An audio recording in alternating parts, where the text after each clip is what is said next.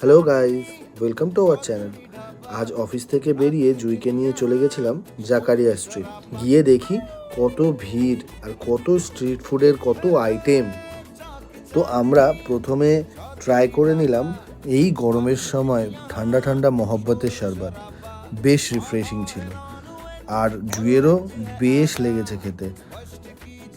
তো আমরা একটু রিফ্রেশ হয়ে অনেক দোকান ভিড় দেখতে দেখতে পৌঁছে গেলাম দিল্লি 6 রেস্টুরেন্টে।